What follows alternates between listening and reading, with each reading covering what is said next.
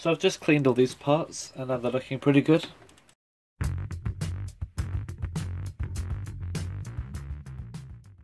I went in with the pivot holes with this little cocktail stick and just gave everything a rub down.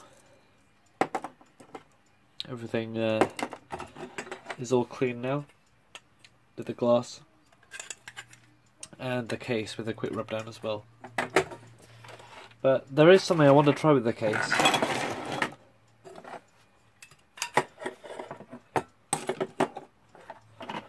Which is using some of this to clean some of the dirt off. I don't know how well it'll work. Let's try it. I've got a bit of cotton bud left somewhere. Yeah.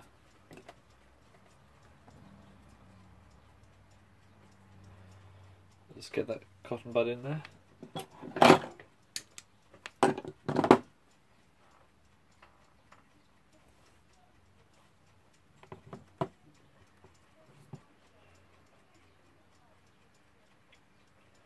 Alright, we've got a soaked cotton bud. So you can see there, it's a bit grimy. And I want to see if this solution will help remove that without removing the paint. I know it doesn't remove paint because I've tested it before, but never on something this dirty. It doesn't appear to have a huge impact, to be honest. Let's try on the bezel. Okay. Oops. Okay. Oh no, it is sort of working.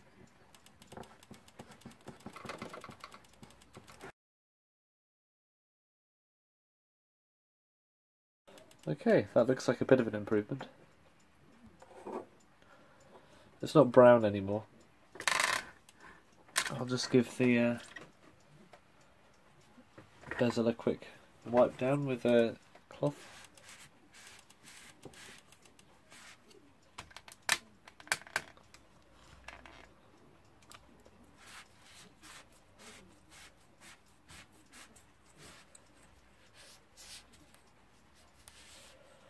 Make sure to get all the moisture out.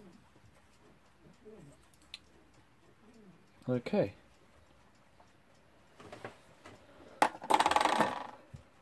I'll give this case a little bit of a wipe with a cloth soaked in it. Like this.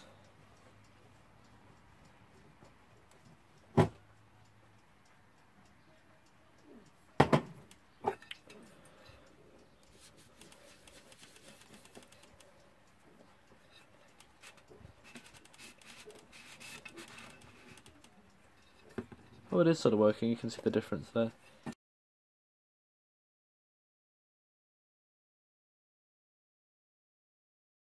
Another thing I noticed is this foot is loose and pushed in, as if, oh, I put that on looks like, as if it was dropped and it fell on its foot.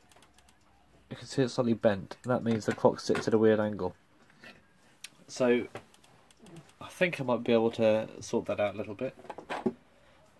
I'll just get some pliers, a bit of cloth around them, so I don't scratch anything, like that. And if I grab the clock, maybe it'll unbend itself. It's tugging and pulling. Oh, that's weird. Okay. I didn't mean that to happen. I'll try it on a slightly thinner piece so I can get a better grip of what I'm doing.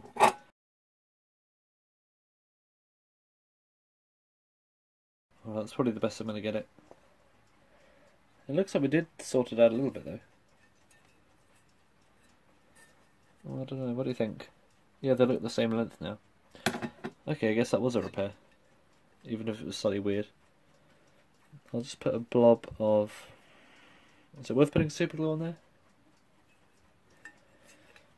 A bit more straightening out required, I think.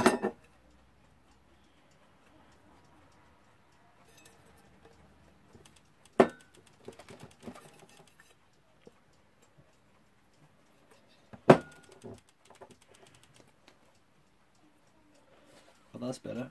I'll just go in and straighten it out properly now. Off camera, I'm afraid. Okay. Bit wobbly there. Oh well. Okay. I think that's good. Good enough anyway. Let's see if the bezel still fits. Just that bit of paint.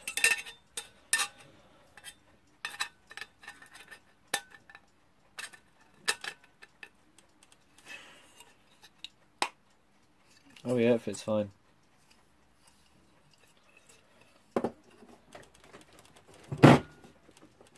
Putting the bezel in will probably straighten it out as well.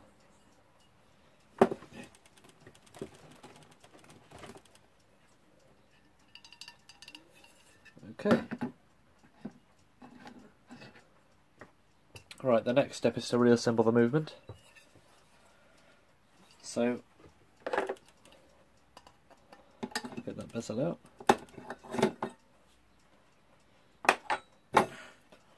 We can start putting this back together.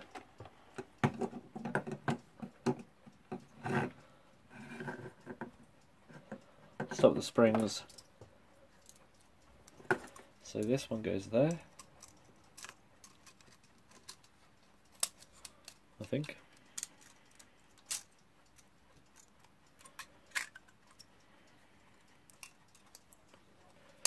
The annoying type of spring with that loop at the end. Right, that's one. And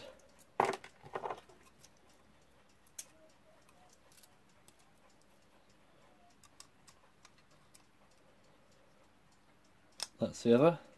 It looks like 66. And oops, this wheel here I should probably put in before the spring. And then this wheel in the middle. Sometimes you see these as second hands, but not very often at all. If you do find one, it's probably worth keeping. And the escape wheel, this goes this way up. And the pallets,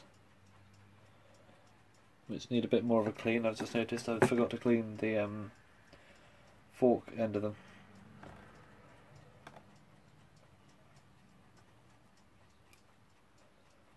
Alright, very good.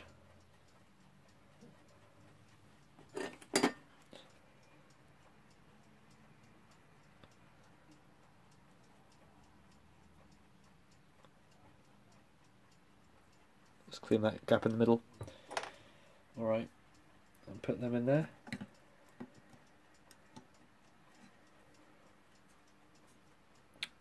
What's next? Alarm escapement.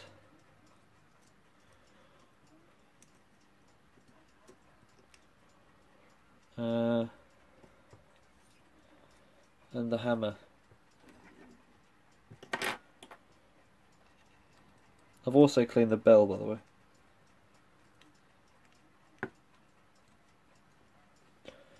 Alright. Good movements, these. They're nice and easy to work on. So let's put this back together. Don't think I've forgotten anything.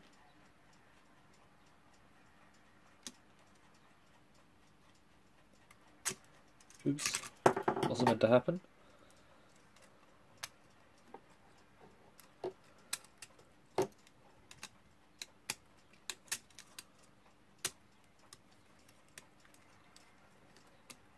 Okay, I'll do this off camera, it's too fiddly.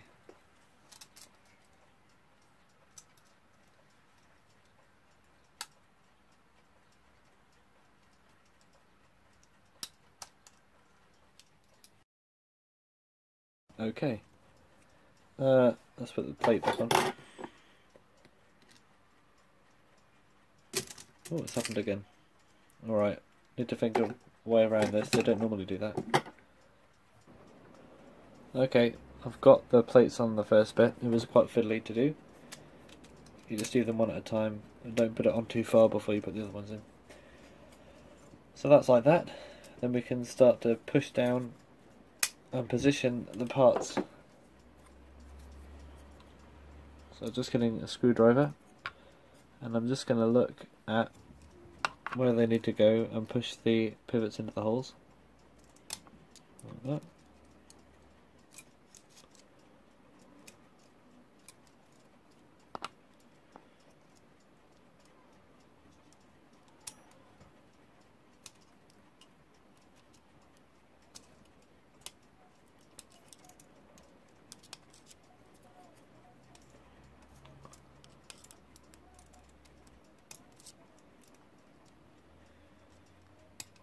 Okay, that's the time side done. I'll just put a nut on there. Don't forget the nuts on these sides have a washer before them.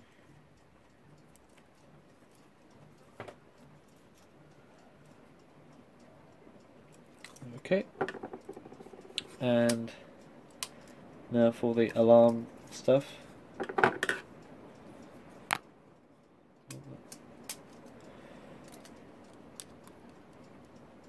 Just the same idea.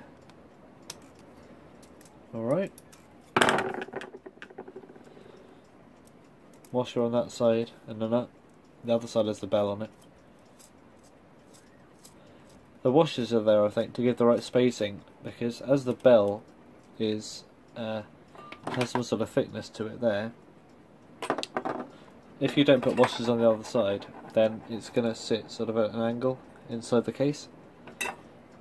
So you need those washers to space the nuts out. So I think this looks good. Let's just put the alarm stuff on. So you put it through the front plate. Don't forget this first. Minute wheel, I think it's called. And you want to put it so this little black spike goes through that square hole.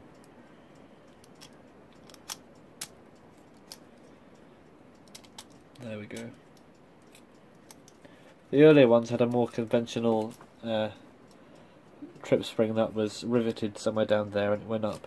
But this one has a quite a clever design because they've got the trip spring actually loose and allowed to come off. You might hear it's raining outside. So let's put the little clip on.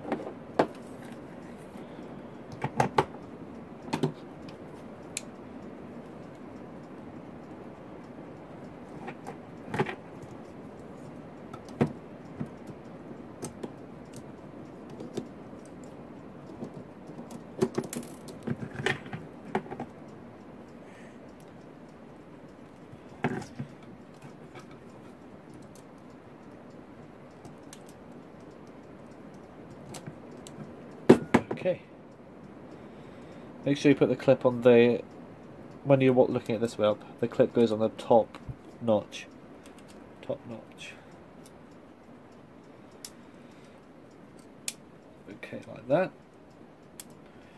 Then this bit.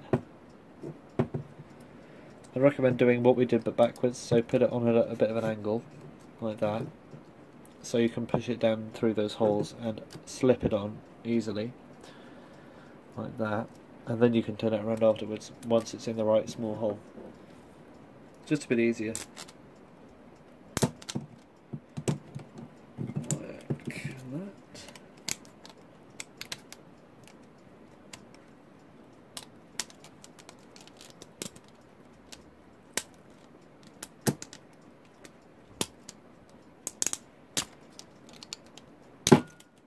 There we go.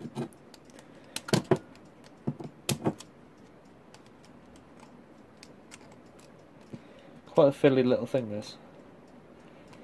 But once it's in, it stays there pretty well. Well, I'd say it's quite a nice design.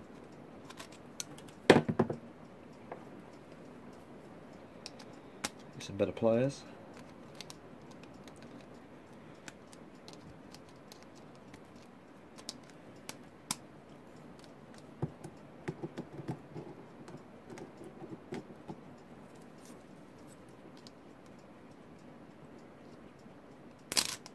There we go.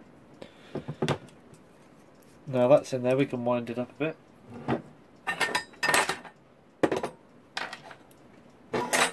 Make these springs a bit smaller and test if the clock will run.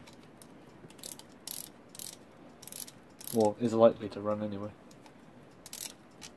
Oops, oh that's weird, it just fell off. Let's try that again.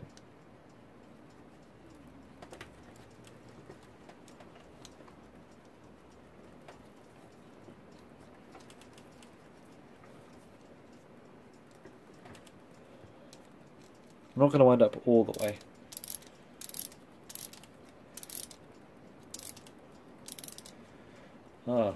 Just notice the outer loop of the spring is around that brass bit. Now, on the earlier ones you won't be able to do this because it's got a steel pin instead of the bit of the plate bent round. But with these later ones, you can do something pretty sneaky and literally just bend it back, rather than having to fiddle with the spring. Also, I'll put the bell on so it doesn't fall apart on me. Bell goes around the alarm spring.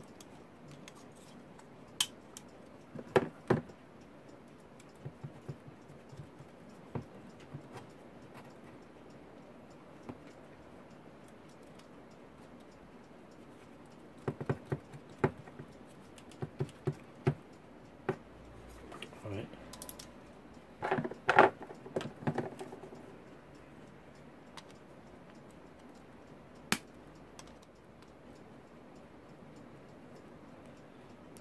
And oops,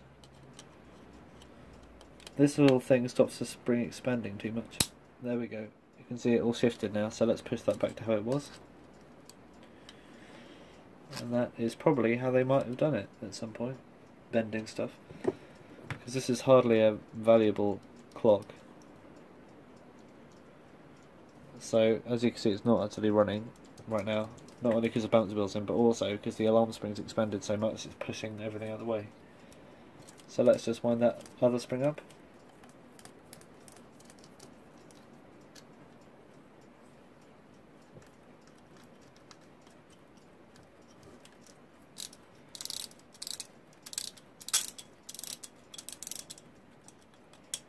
Make sure the tail ends of the spring are in a good position.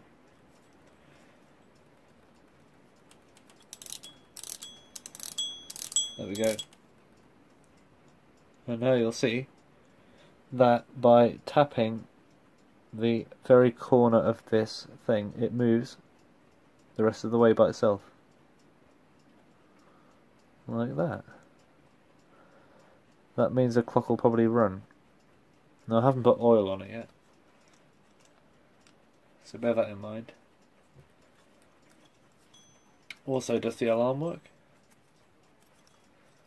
Let's find out. Yep.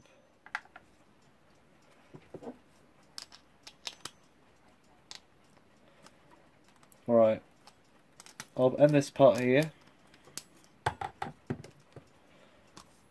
Next time we'll be putting the balance wheel in, oiling it, hopefully it'll work, and putting the face on and putting it back in the case. So that last part should be a final.